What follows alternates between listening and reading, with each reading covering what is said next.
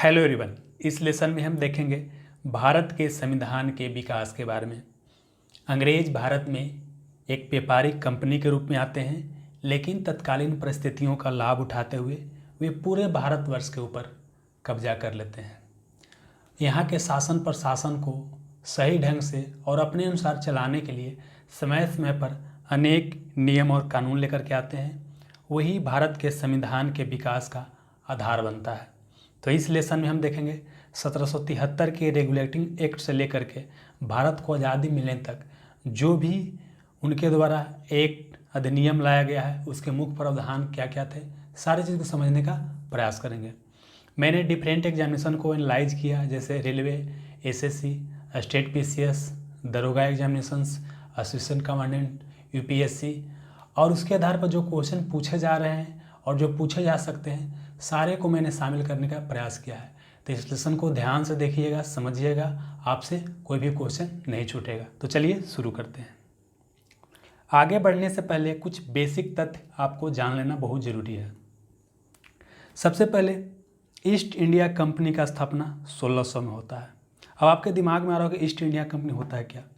तो देखिए, इंग्लैंड में बहुत सारे व्यापारियों द्वारा मिल करके एक कंपनी बनाया गया, उसी को बोलते हैं ईस्ट इंडिया कंपनी, जिसकी स्थापना 1600 में हुआ। जिस समय स्थापना हुआ उस समय इंग्लैंड की महारानी थी एलिजाबेथ प्रथम। कौन थी? एलिजाबेथ प्रथम। उनके द्वारा एक चार्टर जारी किया गया, मतलब आज्ञा पत्र जारी किया गया और बोला गया कि आप पूर्वी देशों के साथ व्यापार कर सकते हैं। तो आपके दिमाग में अगर पूर्वी देश क्या होता है, तो चलिए पूर्वी देश को समझने का प्रयास करते हैं। ये वर्ल्ड का मैप है। ए क्या है? एशिया है। ए क्या है? अफ्रीका है। ये यूरोप है। अब देखिए, यहाँ पर कहीं इंग्लैंड है। England, UK, United kingdom, Britain, जो भी बोलूँगा सबका मतलब लगभग एक ही होता है। चलिए, तो देखिए, आपने इस तरह से ज़रूर पढ़ा होगा, इधर ईस्ट होता है पूरब, इधर वेस्ट होता है, ऊपर में नॉर्थ होता है, नीचे में साउथ होता है। तो देखिए, तो इस लाइन के पूरब साइड में जितना देश है उसको बोलते हैं पूर्वी देश। तो ईस्ट इंडिया कंपनी को यह अधिकार दिया गया कि आप पूर्वी देशों के साथ व्यापार कर सकते हैं। ठीक है, चलिए, तो सबसे पहले यहाँ पर आए व्यापार करने के लिए ही। लेकिन इससे पहले एक और जो क्वेश्चन बीपीएससी 63rd प्री में क्वेश्चन पूछा गया था, ईस्ट इंडिया कंपनी के जब इंग्लैंड में स्थापना हुआ था उस समय भारत का शासक कौन था? तो उस समय भारत का शासक अकबर था। देखिए, अकबर का शासनकाल 1605 ईस्वी तक रहा है। कब तक रहा है? 1605 ईस्वी तक रहा है। इस कारण से जिस समय ईस्ट इंडिया कंपनी की स्थापना हुआ इंग्लैंड में उस समय भारत का शासक अकबर था। अब यहाँ पर व्यापार करने आए, व्यापारिक गतिविधि में संलग्न थे, बहुत सारा फायदा भी कमा रहे थे, लाभ भी कमा रहे थे। भारत पर उस समय शासन था औरंगजेब का। 1707 तक औरंगजेब का शासन था। तब तक ईस्ट इंडिया कंपनी एक व्यापारिक कंपनी के रूप में ही कार्य कर रही थी। लेकिन जैसे इसका मृत्यु हुआ औरंगजेब का 1707 में, तो जो पूरे भारतवर्ष को एक सूत्र में बांधे हुए था, अलग अलग क्षेत्र के राजा महाराजा अलग होना शुरू हो गए और भारत क्या हो गया? छोटे छोटे टुकड़ों में बंट गया। और जब टुकड़ों में बंट गया और सब आपस में लड़ने लगे, तो ऐसी स्थिति में सबको आपस में लड़ा कर अंग्रेज क्या किए? पूरे भारत पर कब्जा करना शुरू किए। इसमें जो महत्वपूर्ण सफलता मिलता है वो मिलता है प्लासी के युद्ध में, जो कि 1757 में होता है। उसके बाद सबसे महत्वपूर्ण सफलता मिलता है बक्सर के युद्ध में, जो कि 1764 में होता है। और इसके बाद ईस्ट इंडिया कंपनी को बिहार, बंगाल और उड़ीसा के दीवानी अधिकार मिल जाता है इलाहाबाद की संधि के तहत। ये भी क्वेश्चन को याद रखिएगा, इलाहाबाद की संधि कब हुआ था? तो 12 अगस्त 1765 को हुआ था। दीवानी अधिकार मिल जाता है। अब क्या होता है? लगभग पूरे भारत के ऊपर अधिकार कर लेते हैं। अब क्या होता है कि यहाँ के प्रशासन को चलाने के लिए अब क्या करेंगे? अलग अलग तरह के एक्ट और अधिनियम लेके आएंगे। उसमें जो सबसे पहला प्रयास किया जाता है रेगुलेटिंग एक्ट। जैसा कि नाम से स्पष्ट है, रेगुलेटिंग एक्ट। रेगुलेटिंग का मतलब होता है नियंत्रित करना। मतलब इसके तहत पहली बार ब्रिटिश संसद ईस्ट इंडिया कंपनी को रेगुलेट करने का प्रयास किया। जैसे देखिए, हुआ क्या कि जो ईस्ट इंडिया कंपनी था व्यापार करने आया, लेकिन अब यहाँ पर क्या किया? क्षेत्र को जीतने लगा, भारतीय क्षेत्र को जीतने लगा। तब क्या हुआ कि ब्रिटिश संसद द्वारा पहली बार ईस्ट इंडिया कंपनी पर नियंत्रण करने की शुरुआत किया गया। तो क्वेश्चन कभी आएगा कि पहली बार ब्रिटिश संसदीय नियंत्रण की शुरुआत ईस्ट इंडिया कंपनी पर किस एक्ट के तहत हुआ? तो 1773 के रेगुलेटिंग एक्ट के तहत। साथ ही क्या किया गया कि उसमें भारत में मुख्य रूप से 3 प्रेसिडेंसी या 3 प्रांत था। एक था मुंबई, एक मद्रास था, एक बंगाल था। क्या किया गया कि मुंबई और मद्रास प्रेसिडेंसी को बंगाल प्रेसिडेंसी के अधीन कर दिया गया। इसका मतलब क्या हुआ, इसको यहाँ समझते हैं। ये तत्कालीन उस समय का भारत का मैप है। ये पूरे एरिया को बोलते हैं बंगाल प्रेसिडेंसी, नीचे वाला एरिया इसको बोलते हैं मद्रास प्रेसिडेंसी, और इस एरिया को बोलते हैं बम्बई प्रेसिडेंसी। तब बम्बई प्रेसिडेंसी और मद्रास प्रेसिडेंसी को बंगाल के अधीन कर दिया गया। ठीक है, तो चलिए आगे समझते हैं। तो यहाँ पर क्या किया गया कि मुंबई और मद्रास प्रेसिडेंसी को बंगाल प्रेसिडेंसी के अधीन कर दिया गया, और जो बंगाल का गवर्नर होता था उसे बंगाल का गवर्नर जनरल बना दिया गया। समझिएगा, बंगाल के जो गवर्नर होता था उसको बंगाल का गवर्नर जनरल बना दिया गया। तो उस समय बंगाल का गवर्नर कौन था, तो उस समय वारेन हेस्टिंग था, तो इसी को बंगाल का प्रथम गवर्नर जनरल बना दिया गया। समझ में आ रहा है। तो यहाँ से क्वेश्चन क्या आ सकता है कि बंगाल का प्रथम गवर्नर कौन था। तो देखिए, बंगाल का प्रथम गवर्नर अगर पूछेगा तो लॉर्ड क्लाइव था। कौन था, लॉर्ड क्लाइव था, लॉर्ड क्लाइव था। लेकिन बंगाल का अंतिम गवर्नर पूछेगा, यहाँ बंगाल का प्रथम गवर्नर लॉर्ड क्लाइव है और बंगाल का अंतिम गवर्नर कौन हो गया, तो आपका वारेन हेस्टिंग हो गया। अब बंगाल का प्रथम गवर्नर जनरल कौन हो जाएगा, तो वारेन हेस्टिंग हो जाए, क्योंकि जो व्यक्ति उस समय बंगाल का गवर्नर था वही बंगाल का गवर्नर जनरल बन गया। इस तरह से बंगाल का अंतिम गवर्नर कौन हुआ, तो वारेन हेस्टिंग्स। बंगाल का पहला गवर्नर जनरल कौन हुआ, तो वारेन हेस्टिंग हो गया। चलिए, अब क्या हो गया, चूंकि अब मान लेते हैं कि ये क्या था, ऐसे था, इंडिया था। सॉरी, एक बार फिर से इसको मैप को ड्रा कर लेते हैं। अब क्या है, चूंकि यहाँ के क्षेत्र और यहाँ के क्षेत्र को इसके अधीन कर दिया गया है, तो अब जाहिर सी बात है कि यहाँ के जो गवर्नर होगा उसका कार्य बहुत ज़्यादा बढ़ जाएगा। तो अब क्या किया जाएगा, इससे सहायता के लिए एक परिषद बनाया जाएगा जिसको बोलते हैं गवर्नर जनरल का परिषद। क्या बोलते हैं, गवर्नर जनरल का परिषद। तो गवर्नर जनरल का परिषद बनाया गया, उसमें 4 सदस्य नियुक्त किया गया। तो 4 सदस्यीय गवर्नर जनरल की परिषद की स्थापना किया गया। अब यहाँ पर समझने की बात एक और है। देखिए, चूंकि क्या किया जा रहा है कि यहाँ पर जो बम्बई है, मद्रास है, ये दोनों को बंगाल प्रेसिडेंसी के अधीन किया जा रहा है। तो इससे आपको एक चीज़ दिखाई दे रहा है, केंद्रीकरण की प्रवृत्ति की शुरुआत हो रहा है। केंद्रीकरण का मतलब ये हो रहा है कि सारे शक्ति को एक जगह केंद्रित करने का प्रयास किया जा रहा है।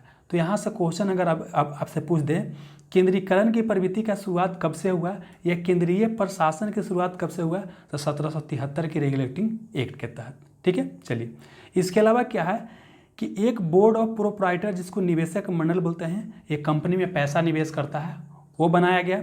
और एक जो महत्वपूर्ण कंपनी को नियंत्रित करने के लिए बोर्ड ऑफ डायरेक्टर बनाया गया। क्या बनाया गया, बोर्ड ऑफ डायरेक्टर बनाया गया, ताकि कंपनी को नियंत्रित कर सके, कंपनी की गतिविधि पर नज़र रख सके। ठीक है, यह ब्रिटिश संसद द्वारा बनाया गया था बोर्ड ऑफ डायरेक्टर्स।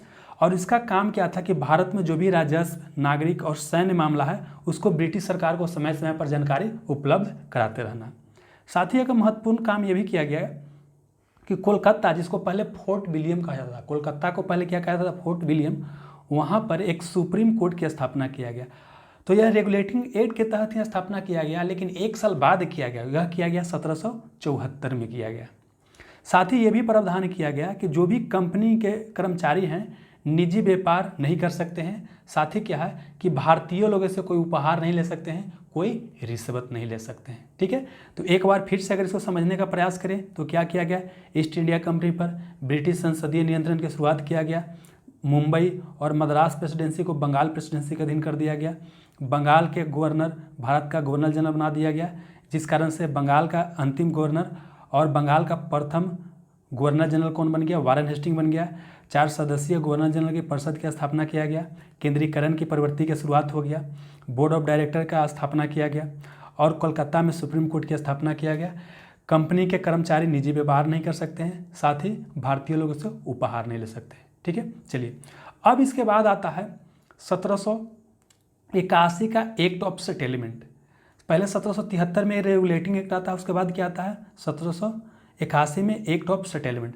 देखिए, 1773 के एक्ट में जो भी कमी रह गया था उसी को दूर करने के लिए 1781 का एक्ट ऑफ सेटलमेंट रहता है। मतलब कि 1773 के रेगुलेटिंग एक्ट में जो भी कमी है उसको दूर करने के लिए एक्ट ऑफ सेटलमेंट रहता है।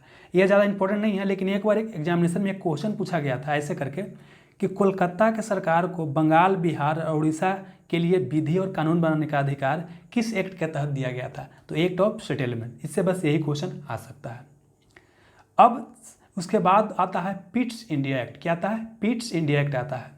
पिट्स इंडिया एक्ट आता है 1784 में, बहुत आसान है याद करना। 1773 में रेगुलेटिंग एक्ट आता है, और उसके बाद 1781 में क्या आता है? तो आता है एक्ट ऑफ सेटलमेंट, और उसके बाद 1784 में आता है, तो वो आता है पिट्स इंडिया एक्ट आता है।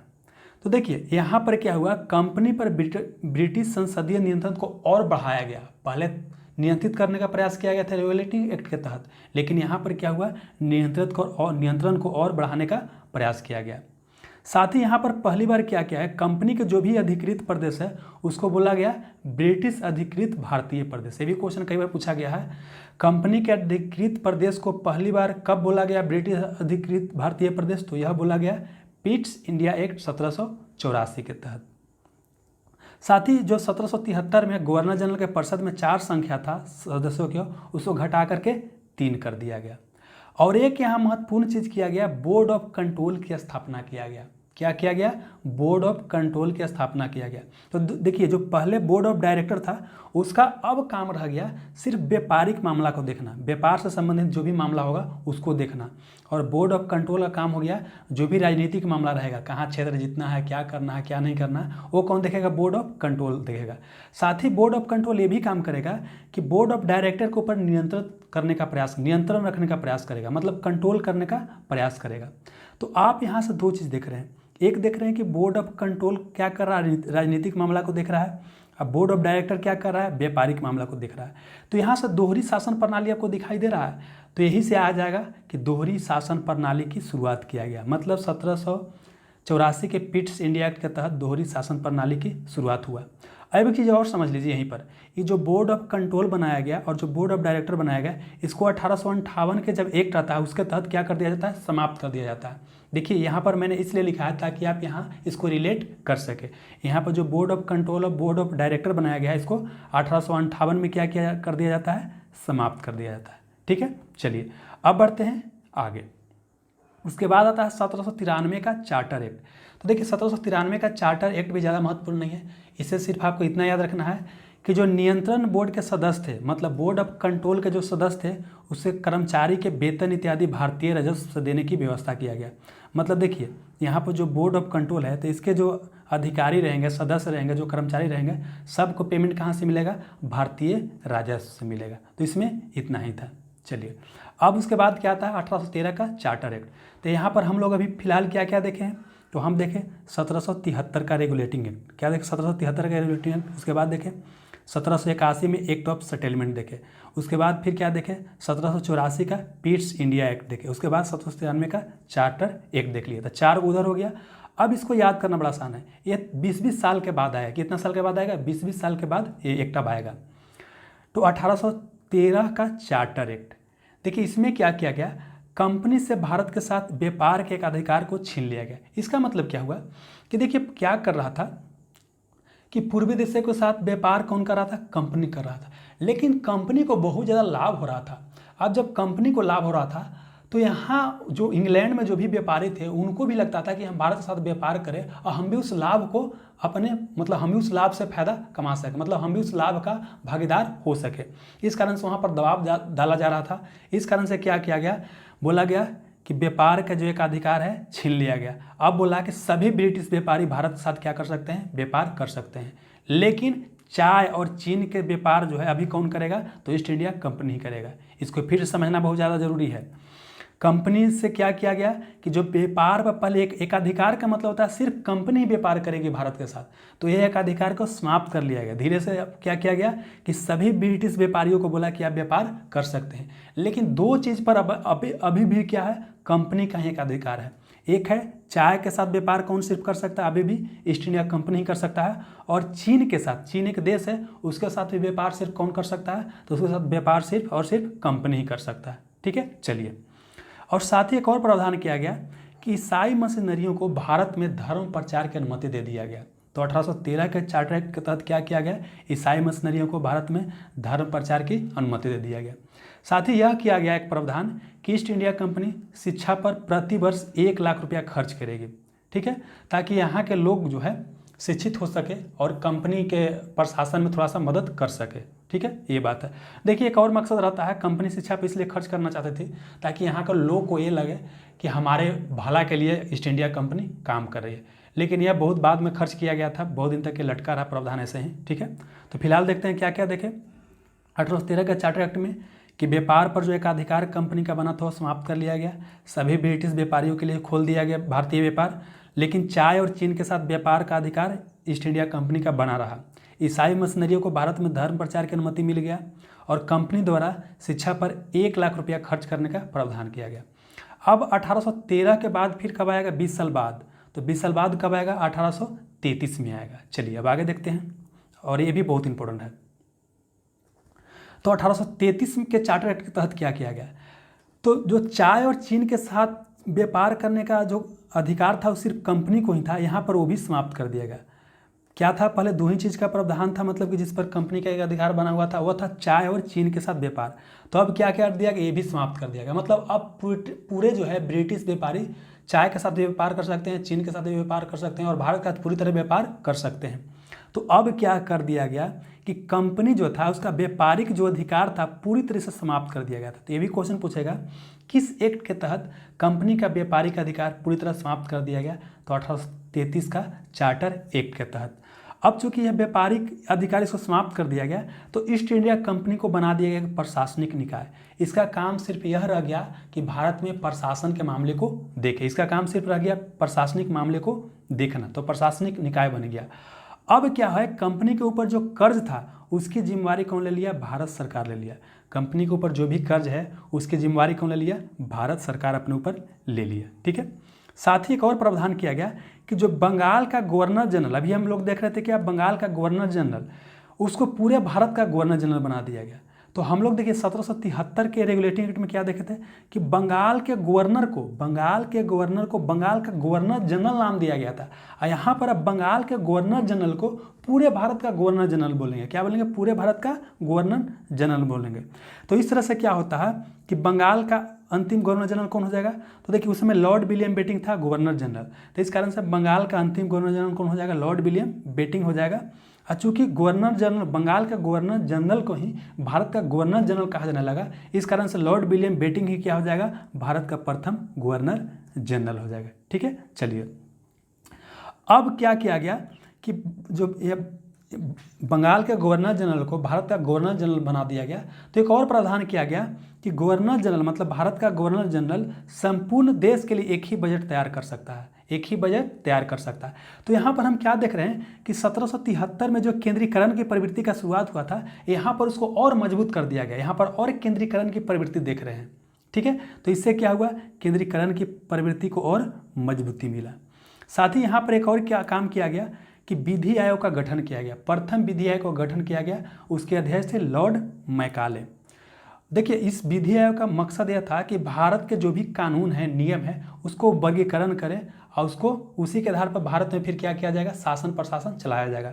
तो मतलब समझिए कि विधि आयोग का गठन किया गया भारत के कानून को उसको सही तरीके से वर्गीकरण करने के लिए। चलिए अब उसके बाद क्या किया गया, दास प्रथा को विधि विरुद्ध घोषित कर दिया गया, मतलब दास प्रथा को क्या कर दिया गया, गैर कानूनी घोषित कर दिया गया 1833 का चार्टर एक्ट के तहत ही। लेकिन इसको पूरी तरह समाप्त कब किया गया, 1843 में लॉर्ड एलन बरो द्वारा। तो क्वेश्चन आ सकता है कि किस एक्ट के तहत दास प्रथा का समाप्त कर दिया गया है, तो 1833 के चार्टर एक्ट के तहत। और किसके द्वारा पूरी तरह से समाप्त कर दिया गया, तो लॉर्ड एलन बरो द्वारा 1843 में। बीपीएससी में क्वेश्चन पूछा जा चुका है। ठीक है, साथ ही एक और प्रावधान किया गया कि जो कंपनी था, मतलब कंपनी मतलब ईस्ट इंडिया कंपनी के जो पद होता था, पहले क्या होता था कि जो बोर्ड ऑफ डायरेक्टर था वही क्या करता था, कंपनी के पद को भरता था। जनरली कंपनी का पद जो भी भरा जाता था वो समझिए कि स्वामी भक्ति के आधार पर होता था, जो ज़्यादा चापलूसी कर रहा उसी को भर्ती किया जाता था, साथ ही भारतीयों को भर्ती नहीं किया जाता था। तो इसमें यह प्रावधान किया गया कि सभी के लिए खोल दिया जाए, सभी के लिए क्या कर दिया जाए, खोल दिया जाए, यहाँ पर भारतीयों की भी नियुक्ति हो। ऐसा प्रावधान करने की बात किया गया, लेकिन बोर्ड ऑफ डायरेक्टर द्वारा भारी विरोध किया गया, इसलिए क्या कर दिया गया, प्रावधान को समाप्त कर दिया गया। मतलब यहाँ पर प्रयास यह किया गया कि खुली प्रतियोगिता करवाया जाए, एग्जाम के आधार पर पद को भरा जाए, इससे टैलेंटेड लोग आएंगे। लेकिन कंपनी द्वारा जो बोर्ड ऑफ डायरेक्टर था उसके द्वारा विरोध किया गया। ठीक है, तो अब अगला जो एक्ट आएगा उसमें फिर देखेंगे क्या कि उसमें खुली प्रतियोगिता का प्रावधान किया गया। तो हम देख रहे हैं कि कैसे कैसे विकास हो रहा है, अगला बार कुछ सुधार हो रहा है, अगला बार कुछ सुधार हो रहा है। तो यहाँ पर देखिए 1813 के बाद 20 साल बाद 1833 में आया, और इसके 20 साल बाद फिर कब आएगा, 1853 में एक्ट आएगा। तो चलिए अब आगे देखते हैं। तो फिर आता है 1853 का चार्टर एक्ट। तो 1853 के चार्टर एक्ट के तहत भारतीय सिविल सेवा सभी के लिए खोल दिया गया। मतलब वही जो कंपनी का जो पद है सभी के लिए खोल दिया गया, और उसके लिए खुली प्रतियोगिता मतलब ओपन एग्जाम कंडक्ट किया जाने लगा। तो यहाँ से क्वेश्चन पूछ सकता है कि भारतीय सिविल सेवा सभी के लिए कब खोल दिया गया, या सभी के लिए कब से ओपन एग्जाम होने लगा। तो 1853 के चार्टर एक्ट के तहत। और देखिए यह जो है लॉर्ड मैकाले की अध्यक्षता में एक समिति बनाया गया था, उसको बोलते हैं भारतीय सिविल सेवा समिति। लॉर्ड मैकाले की अध्यक्षता में उसने सिफारिश किया था कि खुली प्रतियोगिता के आधार पर पद भरा जाए ताकि टैलेंटेड लोग यहाँ पर आ सके। ठीक है, चलिए। और अगला एक और घोषणा किया गया कि ब्रिटिश संसद कभी भी कंपनी का शासन समाप्त कर सकता है। देखिए अभी हम लोग क्या देख चुके हैं कि पहले क्या किया गया 1813 एक्ट के तहत कि कंपनी जो व्यापार भारत में था सभी के लिए खोल दिया गया। उसके बाद फिर 1833 में क्या देखें कि पूरी तरीके से कंपनी का व्यापार पे एकाधिकार समाप्त कर दिया गया। और यहाँ 1853 में क्या देख रहे हैं, यह बोला जा रहा है कि कंपनी का शासन कभी भी समाप्त किया जा सकता है। अब आगे वाला एक्ट आएगा उसमें देखेंगे कि कंपनी का शासन पूरी तरह से समाप्त कर दिया जाएगा। ठीक है, चलिए। साथ ही एक और चीज़ यहाँ पर हुआ कि संसदीय प्रणाली की शुरुआत हुआ। मतलब केंद्र में छोटे स्तर पर विधानसभा की शुरुआत हुआ। अगर क्वेश्चन कभी आ जाए कि किस एक्ट के तहत जो है केंद्र में विधानसभा की शुरुआत हुआ, तो यह था 1853 का चार्टर एक्ट। इसी को बोलते हैं संसदीय प्रणाली की शुरुआत हुआ। ठीक है, अब उसके बाद क्या होता है 1857 में होता है सिपाही विद्रोह। क्या होता है, सिपाही विद्रोह। और भारत का शासन जो अंग्रेज के हाथों में था लगभग क्या होता है अंग्रेज से छीन लिया जाता है। लेकिन ऐसा सिचुएशन आता है कि बाद में अंग्रेज ही बिजी हो जाते हैं, अंग्रेज को ही जीत मिलता है। लेकिन समझिए कि बहुत बड़ा उसको धक्का लगता है अंग्रेजों को। तो अंग्रेज को समझ में आ जाता है कि अब यहाँ पर कुछ अलग तरीके से हमको शासन प्रशासन करने की आवश्यकता है। ठीक है, तो उसके बाद क्या आता है 1857 के बाद आता है 1858 का भारत शासन अधिनियम। अब यहाँ पर एक चीज़ देखिए, अभी हम लोग सिर्फ एक एक्ट देख रहे थे, चार्टर एक्ट देख रहे थे, और अब जितना भी आएगा उसको क्या बोलेंगे, अधिनियम बोलेंगे। तो आपको एक कंसेप्ट यहाँ पर क्लियर ये हो जाना चाहिए कि देखिए 1773 से लेकर के 1853 तक जो भी कानून बन के आया उसको बोला गया चार्टर एक्ट बोला गया।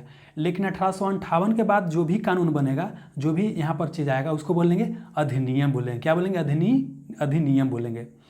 तो 1858 में क्या आता है, भारत शासन अधिनियम आता है। क्या आता है, भारत शासन अधिनियम। इसको बोलते हैं गुड गवर्नेंस एक्ट। एक बार क्वेश्चन एग्जामिनेशन में पूछा गया था किस अधिनियम को बोलते हैं गुड गवर्नेंस एक्ट। तो इसको बोलते हैं 1858 के शासन को गुड गवर्नेंस एक्ट बोलते हैं। क्यों बोला जाता है, इसलिए बोला जाता है कि पहले कंपनी शासन कर रहा था, अब यहाँ पर क्या किया जाएगा, कंपनी के शासन को समाप्त कर दिया जाएगा। यहाँ पर 1853 में क्या घोषणा किया गया था कि ब्रिटिश संसद कभी भी कंपनी के शासन को समाप्त कर सकता है। तो यहाँ पर क्या किया गया, ब्रिटिश संसद जो है ईस्ट इंडिया कंपनी के शासन को क्या कर दिया, समाप्त कर दिया गया। यह बोला गया कि आप भारत का शासन सही से नहीं कर रहे हैं, इसलिए हम अब करेंगे तो सही से शासन करेंगे। तो इसी के लिए बोला गया गुड गवर्नेंस एक्ट बोला गया। इसमें क्या किया गया है, कंपनी के शासन की समाप्ति कर दिया गया, और जो भारत का शासन था ब्रिटिश संसद के हाथों में चला गया। देखिए ब्रिटिश संसद दे या ब्रिटिश ताज दे, ब्रिटिश क्राउन दे, ब्रिटिश को महारानी दे, सब एक ही बात होता है। तो भारत का शासन किसको दे दिया गया, ब्रिटिश संसद, ब्रिटिश ताज या ब्रिटिश क्राउन या ब्रिटिश महारानी को दे दिया गया। साथ ही यहाँ पर एक और प्रावधान किया गया कि जो पहले गवर्नर जनरल था, भारत का गवर्नर जनरल था, गवर्नर जनरल के पद के जगह पर अब वायसराय कहा जाने लगा। क्या कहा जाने लगा, वायसराय। हालांकि देखिए ऑफिशियल डॉक्यूमेंट में ऐसा कोई प्रावधान नहीं था, लेकिन आम बोलचाल की भाषा में वायसराय कहा जाने लगा। तो गवर्नर जनरल को क्या बोला गया, वायसराय बोला गया। तो उस समय गवर्नर जनरल कौन था, तो लॉर्ड कैनिंग था। तो इस तरह से भारत का अंतिम गवर्नर जनरल कौन हो जाएगा, लॉर्ड कैनिंग हो जाएगा। कौन हो जाएगा, लॉर्ड कैनिंग हो जाएगा। अब प्रथम वायसराय भी कौन हो जाएगा भारत का, तो लॉर्ड कैनिंग हो जाएगा। चलिए, और हमने बताया था आपको कि 1784 की पिट्स इंडिया एक्ट में हमने देखा था कि बोर्ड ऑफ डायरेक्टर और बोर्ड ऑफ कंट्रोल दोहरी प्रणाली कर रहा था, दोहरी शासन प्रणाली यहाँ से चल रहा था, उसको यहाँ पर क्या कर दिया गया, समाप्त कर दिया गया। मतलब बोर्ड ऑफ डायरेक्टर और बोर्ड ऑफ कंट्रोल के पद को समाप्त कर दिया गया। इस तरह से द्वैत शासन प्रणाली के यहाँ पर क्या हो जाता है, समाप्ति हो जाता है। और यहाँ से एक नया पद बनाया गया, उसको बोलते हैं भारत सचिव। क्या बोलते हैं? भारत सचिव। और एक भारत परिषद। यह भारत सचिव जो था यह ब्रिटिश कैबिनेट का सदस्य था, या ब्रिटिश जो मंत्रिमंडल था उसका सदस्य था, और अपने कार्यों के प्रति ब्रिटिश संसद के प्रति उत्तरदायी था। ये भी क्वेश्चन असिस्टेंट कमांड एग्जामिनेशन में पूछा गया था कि भारत सचिव ब्रिटिश कैबिनेट का सदस्य होता था या नहीं। तो यह भारत सचिव ब्रिटिश कैबिनेट या ब्रिटिश मंत्रिमंडल का ही सदस्य होता था, और अपने कार्यों के लिए ब्रिटिश संसद के प्रति उत्तरदायी होता था। ठीक है। और साथ ही भारत सचिव को सहायता करने के लिए एक भारत परिषद बनाया गया। ये सिर्फ क्या था? सलाह देता था। इसमें 15 सदस्य होते थे। भारत परिषद में कितना सदस्य होते थे? 15 सदस्य होते थे। ठीक है। अब और चीज़ समझना है। देखिए, भारत सचिव का जो पद यहाँ पर बनाया गया है, इसको 1947 में जब भारत आज़ाद होता है उस समय समाप्त किया जाता है। और यह जो भारत परिषद बनाया गया है इसको 1935 में समाप्त किया जाता है। इसको रिलेट करने के लिए आपको यहाँ पर बता रहा हूँ, आगे मैं बताऊँगा फिर से। तो फिलहाल समझते हैं क्या है यहाँ पर। देखिए, गुड गवर्नेंस एक्ट बोला गया, कंपनी के शासन की समाप्ति हो गया, भारत का शासन ब्रिटिश संसद या ब्रिटिश को महारानी को चला गया, गवर्नर जनरल को वायसराय कहा जाने लगा, और यहाँ पर भारत का अंतिम गवर्नर जनरल और प्रथम वायसराय लॉर्ड कैनिंग हो गया। उसके बाद फिर क्या देखें कि बोर्ड ऑफ डायरेक्टर और बोर्ड ऑफ कंट्रोल को समाप्त कर दिया गया, और उसके जगह पर भारत सचिव और भारत परिषद नामक पद का गठन किया गया। तो भारत सचिव ब्रिटिश मंत्रिमंडल का सदस्य होता था और अपने कार्यों के लिए ब्रिटिश संसद के प्रति उत्तरदायी होता था, और इसकी सहायता के लिए एक भारत परिषद बनाया गया जो कि 15 सदस्य इसमें होते थे। ठीक है, चलिए अब आगे बढ़ते हैं। अब 1858 के बाद फिर 3 साल के बाद एक और एक्ट आया, इसको बोलते हैं 1861 का भारत शासन अधिनियम। इसको अगर इंग्लिश में बोलेंगे तो बोलेंगे गवर्नमेंट ऑफ इंडिया एक्ट 1861 बोलेंगे। तो इसमें देखिए क्या किया गया, ऑर्डिनेंस सिस्टम की शुरुआत किया गया। ऑर्डिनेंस सिस्टम का मतलब होता है अध्यादेश प्रणाली की शुरुआत हुआ। तो क्वेश्चन कभी आ जाए कि अध्यादेश प्रणाली की शुरुआत कब हुआ, तो 1861 में हुआ था। देखिए, अध्यादेश प्रणाली क्या होता है? जो भारत का वायसराय होता है वह अध्यादेश जारी कर सकता है। आज के डेट में आप देखते होंगे कि संसद का सन नहीं चल रहा होता, संसद का जब सत्र नहीं चल रहा होता है तो राष्ट्रपति केंद्र में अध्यादेश जारी करता है, और राज्यपाल कहाँ अध्यादेश जारी करता है, तो अध्यादेश जारी करता है आपका राज्य में। मतलब क्या देखें कि आज की डेट में जो है केंद्र में अध्यादेश जारी कौन करता है? राष्ट्रपति, और राज्य में राज्यपाल जारी करता है। तो उसी को यहाँ पर किया गया था कि अगर जो केंद्रीय विधानसभा का सत्र नहीं चल रहा है या विशेष कोई ऐसा परिस्थिति आ गया है, तो ऐसी स्थिति में जो वायसराय है वो क्या कर सकता है? अध्यादेश जारी कर सकता है, ऑर्डिनेंस जारी कर सकता है। अब एक और क्वेश्चन यहाँ से ये पूछा जा सकता है कि ऑर्डिनेंस प्रणाली की शुरुआत किसके द्वारा किया गया था? तो देखिए, यह सबसे पहले जो प्रयास किया गया था 1859 में ही किया गया था, लॉर्ड कैनिंग द्वारा किया गया था। इसको बाद में कानूनी रूप से मान्यता मिल गया 1861 के एक्ट के तहत। चलिए, एक और चीज़ का यहाँ पर शुरुआत किया गया, पोर्टफोलियो सिस्टम की शुरुआत किया गया। इसी को बोलते हैं विभागीय प्रणाली की शुरुआत। अब ये पोर्टफोलियो सिस्टम या विभागीय प्रणाली क्या होता है? तो देखिए, आज के डेट में आप क्या देखते हैं कि मान लेते हैं कि केंद्र में अभी मोदी जी का मंत्रिमंडल है, तो इसमें कई सारे सदस्य होते हैं।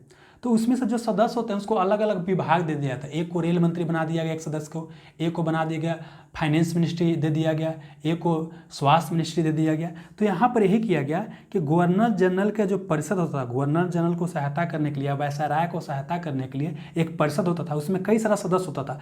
तो एक एक सदस्य को एक विभाग का क्या बना दिया गया? हेड बना दिया गया। तो इसी को बोलते हैं विभागीय प्रणाली या पोर्टफोलियो सिस्टम।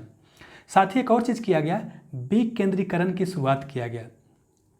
हम देख चुके हैं कि 1773 में क्या हुआ था कि अगर ये इंडिया का मोटा मोटी मैप ड्रा करते हैं तो यह जो मुंबई और मद्रास है, ये दोनों के बारे में कानून बनाने का अधिकार किसको दे दिया गया था? बंगाल को दे दिया गया था। फिर 1833 में हम लोग क्या देखें कि इसको और मजबूत कर दिया गया और बंगाल का गवर्नर जनरल को पूरे भारत का गवर्नर जनरल कर दिया गया था। लेकिन यहाँ पर क्या किया गया? यहाँ पर प्रावधान यह किया गया कि इसको यहाँ पर क्या है आपका मद्रास है, यहाँ पर क्या है मुंबई है। तो मद्रास और बम्बई को फिर से क्या किया गया कि आप विधि अपने लिए बना सकते हैं। तो यहाँ पर क्या देख रहे हैं? विकेंद्रीकरण की शुरुआत हो रहा है। मतलब क्या देख रहे हैं? विकेंद्रीकरण मतलब कि मद्रास और बम्बई प्रेसिडेंसी को विधायी शक्ति वापस कर दिया गया। मतलब फिर से आप अपने लिए क्या बना सकते हैं? कानून बना सकते हैं। साथ ही क्या किया गया कि वायसराय के जो कार्यकारिणी परिषद था उसमें गैर सरकारी सदस्यों को नियुक्ति किया गया। और एक और चीज़ किया गया, कार्यकारिणी परिषद का विस्तार किया गया। साथ ही जो आपको याद रखना है कि विधान परिषद की यहाँ पर शुरुआत हुआ 1853 में। हम लोग क्या देखे हैं कि 1853 में केंद्र में क्या हुआ है, विधानसभा का शुरुआत हुआ था, और 1861 के तहत क्या हुआ है, विधान परिषद की शुरुआत हुआ है। इसमें वायसराय को यह अधिकार दिया गया कि बंगाल, उत्तर पश्चिमी सीमा प्रांत और पंजाब में विधान परिषद की स्थापना कर सकते हैं। ठीक है, तो यहाँ पर हम क्या क्या देखें 1861 में, ऑर्डिनेंस सिस्टम की शुरुआत हुआ, पोर्टफोलियो सिस्टम की शुरुआत हुआ, विकेंद्रीकरण की शुरुआत हुआ और विधान परिषद की शुरुआत हुआ। अब बढ़ते हैं आगे।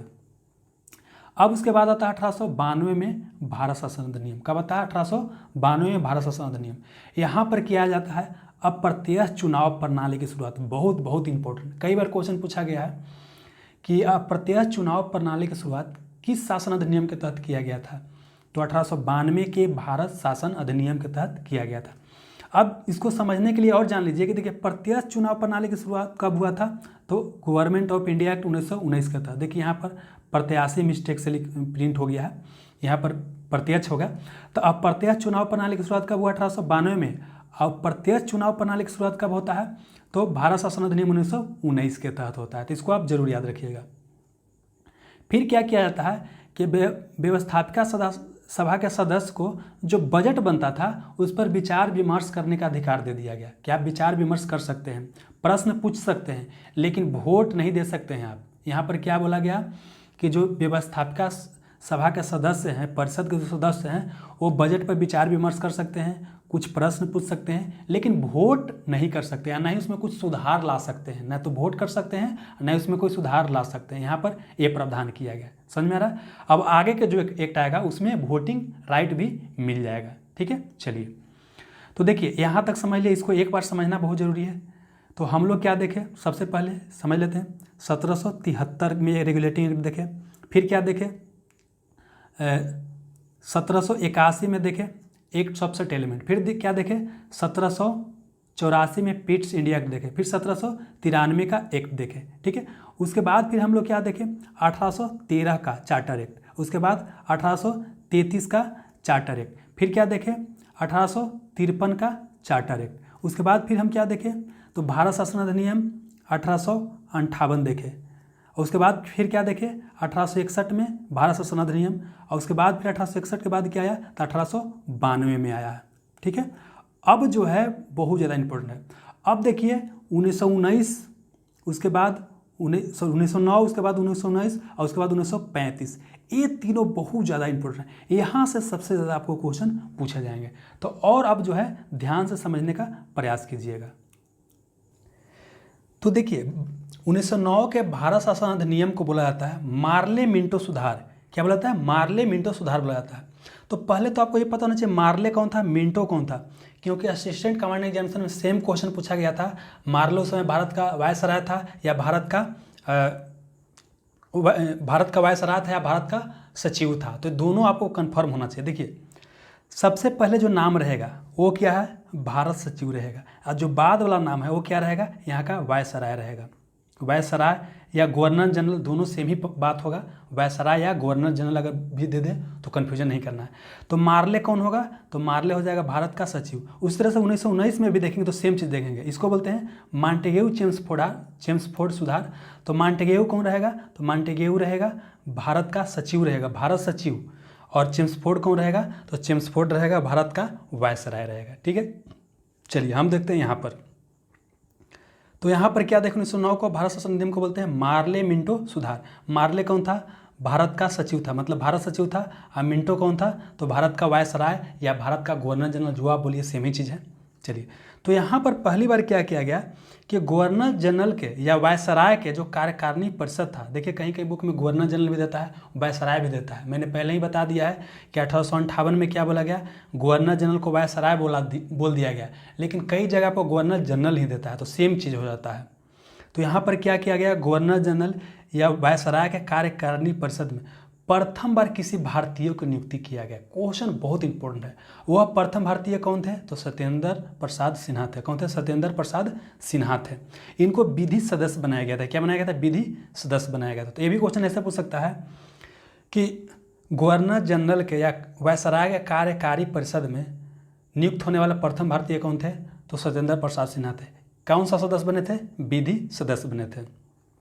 साथ ही एक बहुत इंपॉर्टेंट चीज़ ये किया गया कि मुसलमानों के लिए पृथक सांप्रदायिक आधार पर उनको प्रतिनिधित्व दिया गया। इसका मतलब क्या होता है कि अगर कोई आज की डेट में देखते हैं कि अलग अलग क्षेत्र में चुनाव होता है, तो मान लेते हैं यहाँ चुनाव हो रहा है, यहाँ चुनाव हो रहा है, यहाँ चुनाव हो रहा है, तो पृथक सांप्रदायिक प्रतिनिधित्व मुस्लिमों को दिया गया। इसका मतलब ये होता है कि अगर इस क्षेत्र में बहुत सारे रहेंगे, हिंदू मुस्लिम सिख ईसाई सब रहेंगे, लेकिन अगर यहाँ पर कोई अगर मुस्लिम खड़ा होता है तो सिर्फ मुस्लिम ही वोट देगा, वहाँ पर हिंदू सिख ईसाई वगैरह कोई वोट नहीं देगा, सिर्फ कौन देगा, मुस्लिम ही वोट देगा। समझ में आ रहा है?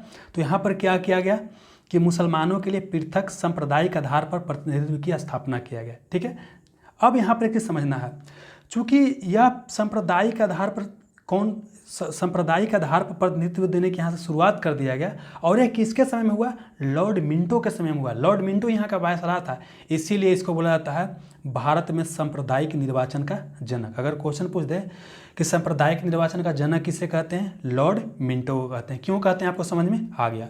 एक और चीज़ जो बीपीएससी में क्वेश्चन पूछा गया था कि डॉक्टर राजेंद्र प्रसाद ने किसे पाकिस्तान का जन्मदाता कहा था, तो लॉर्ड मिंटो को ही पाकिस्तान का जन्मदाता कहा गया था, डॉक्टर राजेंद्र प्रसाद को। क्योंकि अल्टीमेटली देखिए कि यहीं से क्या होता है, अलग तरह के राजनीति शुरू हो जाता है। मुस्लिम लीग यहीं से अलग डायरेक्शन में चलना शुरू कर देता है। 1906 में मुस्लिम लीग की स्थापना होता है और वहीं से अलग डायरेक्शन में चलना शुरू हो जाता है। अल्टीमेटली क्या होता है, पाकिस्तान यहाँ से बढ़ जाता है। लेकिन उसका बीज कहाँ बुनाया था, तो बीज यहीं पर बोया गया था। इसीलिए बोला जाता है लॉर्ड मिंटो को सांप्रदायिक निर्वाचन का जनक, और क्या बोला जाता है, तो पाकिस्तान का जन्मदाता बोला जाता है।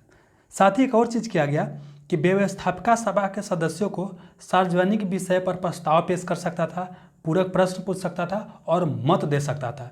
हम लोग पीछे के स्लाइड में यहाँ पर देख चुके हैं, यहाँ पर 1892 में कि यहाँ पर क्या था, विचार विमर्श कर सकता था, प्रश्न पूछ सकता था, लेकिन वोट नहीं कर सकता था, नहीं कोई सुधार कर सकता था। लेकिन यहाँ पर क्या हुआ, यहाँ पर देख रहे हैं कि यह क्या कर सकता है, कोई प्रस्ताव भी पेश कर सकता है, प्रश्न भी पूछ सकता है और मत भी दे सकता है। ठीक है, अब उसके बाद आता है 1919 का भारत शासन अधिनियम। क्या आता है, 1919 का भारत शासन अधिनियम। इसको क्या बोलते हैं, मॉन्टेग्यू चेम्सफोर्ड सुधार। मॉन्टेग्यू समय कौन था, तो भारत सचिव था। चेम्सफोर्ड कौन था, तो यहाँ का वायसराय था, भारत का वायसराय था। चलिए, अब यहाँ पर क्या किया जाता है, प्रांत में द्वैत शासन की शुरुआत होता है।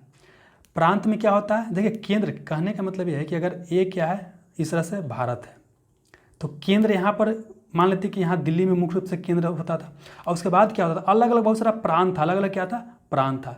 तो यहाँ पर यह किया गया कि प्रांतों में क्या किया गया, द्वैत शासन की शुरुआत किया गया। अब यहाँ पर ध्यान रखना है कि प्रांतों में द्वैत शासक के जनक किसे कहते हैं, तो लियोनस कार्टिस को कहते हैं। ये भी क्वेश्चन पूछा गया है कि प्रांतों में द्वैत शासन के जनक किसे कहते हैं, तो लियोनस कार्टिस को कहते हैं। अब यह द्वैत शासन का मतलब क्या होता है, देखिए प्रांत में जो भी सब्जेक्ट होगा उसको दो भाग में बांटा गया। एक भाग को बोला गया आरक्षित सब्जेक्ट, क्या बोला गया, आरक्षित सब्जेक्ट। एक भाग को बोला गया हस्तांतरित सब्जेक्ट। तो देखिए जो भी मेन सब्जेक्ट होता था, जैसे पैसा से मामले, रक्षा से मामले, है ना, वो सब महत्वपूर्ण सब्जेक्ट को रखा गया आरक्षित कोटि में रखा गया। और जो कम इंपॉर्टेंट था, जैसे हेल्थ, एजुकेशन, ये सब कम इंपॉर्टेंट सब्जेक्ट था, उसको हस्तांतरित सब्जेक्ट में रख दिया गया, हस्तांतरित सब्जेक्ट में रख दिया गया। अब उसके बाद क्या होता है कि जो आरक्षित विषय का जो शासन करता था, वह गवर्नर जनरल अपने कार्यकारिणी परिषद के सहयोग से कार्यकारिणी परिषद के सहयोग से उसका शासन करता था। लेकिन जो हस्तांतरित विषय था उसका भी गवर्नर जनरल या वायसराय ही करेगा, लेकिन मंत्री परिषद के सहयोग से। इसको फिर से समझते हैं, समझना जरूरी है। देखिए क्या बोले, एक क्या बोले ऐसे है, इसको बोले आरक्षित विषय, इसको बोले हस्तांतरित विषय। तो देखिए दोनों का गवर्नर जनरल ही शासन करेगा, जो वायसराय रहेगा वही शासन करेगा।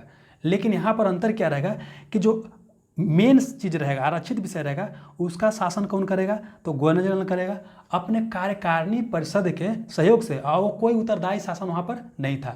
लेकिन जो हस्तांतरित सब्जेक्ट था उसका शासन गवर्नर जनरल या वायसराय कर रहा था, लेकिन किसके सहयोग से, तो जो मंत्री परिषद प्रांत में था उसके सहयोग से कर रहा था। बस इतना ही अंतर है। चलिए, अब क्या किया है, केंद्र में द्विसदनीय विधेयिका की शुरुआत हुआ। द्विसदनीय का मतलब क्या होता है, आज की डेट में आप देखते हैं कि केंद्र में द्विसदन है, होता है ना, लोकसभा और राज्यसभा। तो इस तरह से यहाँ पर क्या गया, राज्य परिषद, मतलब समझिए कि उच्च सदन हो गया राज्य परिषद, और जो निम्न सदन कौन हो गया, केंद्रीय विधानसभा हो गया। तो केंद्र में क्या हुआ, द्विसदनीय विधेयिका की शुरुआत हुआ। एक को बोले राज्य परिषद, एक को बोले केंद्रीय विधानसभा। ठीक है, और केंद्र में कोई भी रिस्पॉन्सिबल गवर्नमेंट नहीं था, कोई भी जवाबदेही वाला गवर्नमेंट, उत्तरदायी सरकार नहीं था। वहाँ पर केंद्र में शासन कौन कर रहा था? तो केंद्र में शासन किया जा रहा था गवर्नर जनरल या वायसराय, दोनों का मतलब एक ही होता है, गवर्नर जनरल या वायसराय द्वारा। किसके मदद से? तो कार्यकारिणी परिषद के सहयोग से। अब अगला क्वेश्चन इंपॉर्टेंट है, भारत के उच्चायुक्त पद का सृजन किया गया। तो ये भी बीपीएससी में क्वेश्चन पूछा गया, बिहार दरोगा एग्जामिनेशन में भी प्रीवियस ईयर में क्वेश्चन पूछा जा चुका है कि भारत के उच्चायुक्त पद का सृजन किस अधिनियम के तहत किया गया था? तो 1919 के भारत शासन अधिनियम के तहत किया गया था। ठीक है, ये क्वेश्चन असिस्टेंट कमांडेंट एग्जामिनेशन में पूछा जा चुका है। साथ ही एक और चीज़ किया गया कि सांप्रदायिक प्रतिनिधित्व का और विस्तार किया गया। हम लोग 1909 में देख चुके हैं, 1909 के भारत शासन अधिनियम देख चुके हैं कि मुस्लिमों के लिए अलग प्रतिनिधित्व सांप्रदायिक आधार पर दिया गया था। लेकिन यहाँ पर क्या किया गया? और बढ़ाया गया, सिखों को भी दिया गया, आंग्ल भारतीयों को भी दिया गया और ईसाई को भी पृथक प्रतिनिधित्व दे दिया गया सांप्रदायिक आधार पर। तो अगर क्वेश्चन पूछ दे आपसे ये कि किस अधिनियम के तहत सांप्रदायिक प्रतिनिधित्व का और विस्तार किया गया, तो यह 1919 के भारत शासन अधिनियम के तहत। साथ ही क्या कि महिलाओं को पहली बार मत देने का अधिकार दिया गया। महिलाओं को इससे पहले वोट देने का अधिकार नहीं था, लेकिन यहाँ पर क्या गया, महिलाओं को पहली बार वोट देने का अधिकार दिया गया। लेकिन ऐसा नहीं कि सभी महिलाओं के लिए नहीं दिया गया, जो संपन्न महिला थे, जो पढ़ा लिखा ज़्यादा था, उनको यह अधिकार दिया गया। साथ ही क्या हुआ कि यहाँ पर एक लोक सेवा आयोग का गठन किया गया। तो लोक सेवा आयोग का गठन किस अधिनियम के तहत किया गया है? 1919 के भारत शासन अधिनियम के तहत किया गया। यह इसमें प्रावधान किया गया, लेकिन बहुत साल के बाद बनाया गया, 7 साल बाद 1926 में पहली लोक सेवा आयोग का गठन किया गया था। और यह किस आयोग के सिफारिश पर किया गया था? तो वह था ली आयोग। क्या नाम था? ली आयोग के सिफारिश पर यह किया गया था। साथ ही क्या किया गया कि एक वैधानिक आयोग का गठन किया गया, और वैधानिक आयोग का काम यह करना था कि 1919 का जो भारत शासन अधिनियम है 10 साल बाद इसका समीक्षा करेगा। ठीक है, बाद में आप सुनते होंगे कि एक आया था साइमन कमीशन के बारे में सुना होगा। साइमन कमीशन 1927 में आया था, तो इसी को देखने आया था ना, तो इसीलिए पहले ही क्या कर दिया गया था? वैधानिक आयोग का गठन कर दिया गया था। साथ ही एक और चीज़ यहाँ पर किया गया कि पहली बार राज्य बजट को केंद्रीय बजट से अलग कर दिया गया। मतलब जो केंद्र का बजट है उससे राज्य बजट को अलग कर दिया गया। मतलब राज्यों को भी अधिकार दे दिया गया कि अपना बजट एक खुद तैयार कर सकते हैं। ठीक है, चलिए, तो यहाँ पर हम लोग क्या देखें, प्रांतों में द्वैत शासन की शुरुआत हुआ। अब प्रांतों में द्वैत शासन का जनक लियोनर स्कॉटिस को बोलते हैं। फिर क्या देखें, केंद्र में द्विसदनीय विधेयक की शुरुआत किया गया, भारत के उच्चायुक्त पद का सृजन किया गया, सांप्रदायिक प्रतिनिधित्व का और विस्तार किया गया, महिलाओं को पहली बार वोट देने का अधिकार दिया गया, ली आयोग की अनुशंसा पर लोक सेवा आयोग का गठन किया गया। फिर क्या क्या हुआ, वैधानिक आयोग का गठन किया गया, पहली बार राज्य बजट को केंद्रीय बजट से अलग कर दिया गया, विधानसभा अपना बजट खुद बना सकता है। समझ में आ गया? चलिए, अब यहाँ पर क्या देख रहे हैं कि प्रांतों में द्वैत शासन की शुरुआत कहाँ किया गया? 1919 में किया गया, लेकिन 1935 को जो अधिनियम आएगा उसमें समाप्त कर दिया जाएगा। प्रांतों में यहाँ पर क्या कर दिया गया? द्वैत शासन के समाप्त कर दिया गया, और उसके जगह पर केंद्र में द्वैत शासन शुरुआत किया गया। क्या किया गया कि जो 1919 में प्रांत में द्वैत शासन शुरू हुआ था, उसको 1935 के अधिनियम में क्या कर दिया गया? समाप्त कर दिया गया प्रांत में, उसके जगह पर केंद्र में द्वैत शासन की शुरुआत हुआ। ठीक है, चलिए, अब क्या हुआ कि 1935 का जो भारत शासन अधिनियम है, प्रांतों में द्वैत शासन की जो समाप्ति हुआ, उसके बाद क्या किया गया कि प्रांतों को स्वशासन का अधिकार दे दिया गया। मतलब प्रांत क्या कर सकते हैं? खुद से अपने अनुसार शासन प्रशासन देख सकते हैं, तो प्रांतों को स्वशासन का अधिकार दे दिया गया। साथ ही एक और प्रावधान किया गया, अखिल भारतीय संघ की स्थापना का प्रावधान किया गया। हालांकि यह जो अखिल भारतीय संघ कभी बन नहीं पाता है, लेकिन प्रावधान किया गया 1935 का भारत शासन अधिनियम में, क्या? अखिल भारतीय संघ बनाने का प्रावधान किया गया। ठीक है, और साथ ही यहाँ पर क्या किया गया, बर्मा, जिसको आज की डेट में हम म्यांमार बोलते हैं, क्या बोलते हैं? बर्मा या म्यांमार बोलते हैं, उसको भारत से अलग कर दिया गया। देखिए, बर्मा को 1885 में भारत में मिला लिया जाता है, और यहाँ पर क्या किया गया, 1935 के भारत शासन अधिनियम के तहत बर्मा या म्यांमार को क्या किया जाता है? भारत से अलग कर दिया जाता है। अब उसके बाद यहाँ पर एक और प्रावधान किया जाता है, उड़ीसा को बिहार से अलग कर दिया जाता है। जैसे आपने यहाँ पर पढ़ा होगा, इस तरह से जानते होंगे कि यहाँ पर बंगाल था, तो 1911 के 11 में क्या किया जाता है कि राजधानी दिल्ली लेके जाया जाता है बंगाल से, मतलब कलकत्ता से, और उसके बाद क्या किया जाता है? बिहार को अलग कर दिया जाता है, बंगाल से बिहार को अलग कर दिया जाता है, और साथ में उड़ीसा भी रहता है। लेकिन अब यहाँ पर क्या किया गया कि उड़ीसा को भी अलग कर दिया गया बिहार से। समझ में आ रहा है? तो उड़ीसा को क्या किया गया? बिहार से यहाँ पर अलग कर दिया गया। साथ ही यहाँ पर एक संघीय न्यायालय की स्थापना किया गया, और यह दिल्ली में स्थापना किया गया। तो याद कीजिए 1773 में मैंने बताया था आपको 1773 में कि फोर्ट विलियम, जिसको बोलते हैं कलकत्ता या कोलकाता, वहाँ पर एक क्या सुप्रीम कोर्ट की स्थापना किया गया था। लेकिन यहाँ पर संघीय न्यायालय की स्थापना किया, वो कहाँ किया गया? दिल्ली में किया गया। लेकिन यह सुनवाई का अंतिम न्यायालय नहीं था। अंतिम न्यायालय कहाँ था? प्रिवी काउंसिल, जो कि इंग्लैंड में था। आज के डेट में क्या होता है कि सुनवाई का अंतिम न्यायालय कौन होता है? दिल्ली का सुप्रीम कोर्ट। दिल्ली का कौन होता है? Supreme court. अगर कोई भी मान लेते हैं कि आप कहीं पर मतलब हाई कोर्ट में अगर कोई सुनवाई होता है, उससे आप संतुष्ट नहीं हैं, तो अंतिम बार अपील कहाँ दायर कर सकते हैं? तो सुप्रीम कोर्ट दिल्ली में। लेकिन यहाँ पर क्या प्रावधान था कि संघीय न्यायालय तो दिल्ली में है, लेकिन अगर उससे संतुष्ट नहीं है, अगर और आगे आप जाना चाहते हैं, तो अंतिम न्यायालय कौन होगा? इंग्लैंड में होगा, प्रिवी काउंसिल होगा। साथ ही एक और प्रावधान किया गया, केंद्रीय बैंक की स्थापना किया गया, जिसको बोलते हैं रिजर्व बैंक ऑफ इंडिया। तो रिजर्व बैंक ऑफ इंडिया की स्थापना यही 1935 के भारत शासन अधिनियम के तहत ही किया गया था। और रिजर्व बैंक ऑफ इंडिया का स्थापना कब किया गया था? 1 अप्रैल 1935 को। बाद में रिजर्व बैंक ऑफ इंडिया को 1949 के तहत राष्ट्रीयकरण कर लिया जाता है। 1949 में इसका नेशनलाइजेशन या राष्ट्रीयकरण कर लिया जाता है। फिलहाल और समझना आपको है केंद्रीय बैंक की स्थापना किया जाता है, रिजर्व बैंक ऑफ इंडिया, और यह RBI एक्ट 1934 के तहत इसका स्थापना किया जाता है। साथ ही एक और प्रावधान किया जाता है, भारत परिषद की समाप्ति कर दिया जाता है। तो याद कीजिए 1858 में मैंने बताया था कि 2 पद बनाया गया था। एक को भारत सचिव बोले थे, क्या बोले थे? भारत सचिव। और एक क्या? भारत परिषद। तो देखिए यहाँ पर क्या किया गया कि भारत परिषद पद को क्या कर दिया गया? समाप्त कर दिया गया। और जो 1947 का भारत शासन अधिनियम है, उसमें भारत सचिव पद को क्या किया जाएगा? समाप्त कर दिया जाएगा। ठीक है, तो यहाँ पर हमने क्या क्या देखा? प्रांतों में द्वैध शासन की समाप्ति, प्रांतों को स्वशासन का अधिकार दिया गया, केंद्र में द्वैध शासन की शुरुआत किया गया, अखिल भारतीय संघ की स्थापना किया गया, बर्मा को भारत से अलग कर दिया गया, उड़ीसा को भी बिहार से अलग कर दिया गया, और संघीय न्यायालय की स्थापना दिल्ली में किया गया। लेकिन सुनवाई का अंतिम न्यायालय प्रिवी काउंसिल इंग्लैंड था। केंद्रीय बैंक की स्थापना किया गया, इसका नाम था रिजर्व बैंक ऑफ इंडिया, जो कि 1 अप्रैल 1935 को बनाया गया था। 1949 में इसका राष्ट्रीयकरण कर दिया गया। भारत परिषद की यहाँ पर समाप्ति कर दिया गया, जो कि बनाया गया था 1858 में। अब फाइनली आता है 1947 का भारतीय स्वतंत्रता अधिनियम। क्या था? स्वतंत्रता अधिनियम आता है। तब यहाँ पर क्या किया जाता है? इसी को बोलते हैं माउंट बेटन प्लान, क्योंकि उसमें भारत का वायसराय कौन था? लॉर्ड माउंट बेटन था।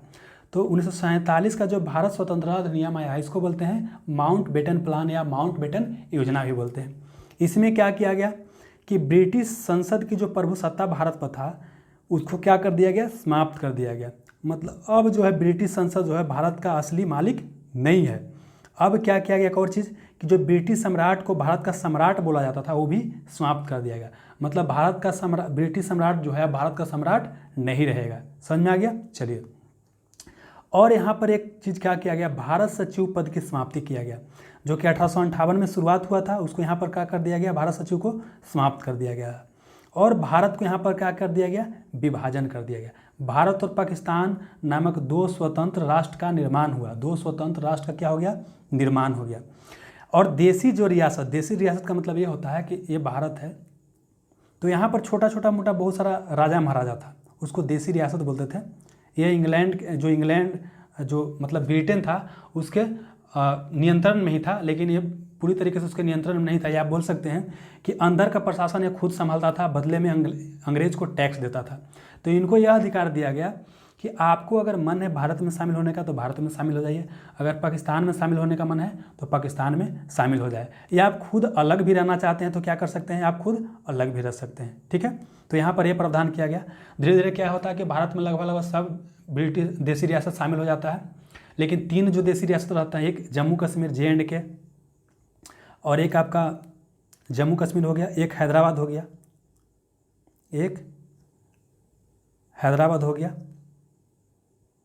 और एक आपका हो गया, और एक जूनागढ़ हो गया। ठीक है, तो जम्मू कश्मीर को बाद में इंस्ट्रूमेंट ऑफ एक्सेशन पर हस्ताक्षर करके मिला लिया जाता है, और उसको अनुच्छेद 370 के तहत विशेष राज्य का दर्जा दिया जाता है, जो कि हाल फिलहाल में इसको समाप्त किया गया है। हैदराबाद को पुलिस कार्रवाई के तहत मिला लिया जाता है, और जूनागढ़ में क्या होता है? वहाँ पर जनमत संग्रह कराया जाता है, और भारत में मिलने के लिए उसमें मतदान लोग करते हैं। ठीक है, और इस तरह से क्या होता है कि 15 अगस्त 1947 को भारत स्वतंत्र हो जाता है। तो इसमें इतना सारा आपको प्रावधान था, और इससे जितना भी क्वेश्चन बन सकता है एग्जामिनेशन को पॉइंट ऑफ व्यू से सारे हमने प्रयास किया है कि शामिल हो। अगर आपको कुछ किसी भी चीज़ में समझने में प्रॉब्लम हो तो इस वीडियो को एक बार देखिएगा, 2 बार देखिएगा, आपको पूरा का पूरा क्लियर हो जाएगा। अगर फिर भी आपको समझने में कोई दिक्कत रहता है तो आप ज़रूर कमेंट सेक्शन में बता सकते हैं। मिलते हैं नेक्स्ट सेशन में। Have a nice day. Thank you.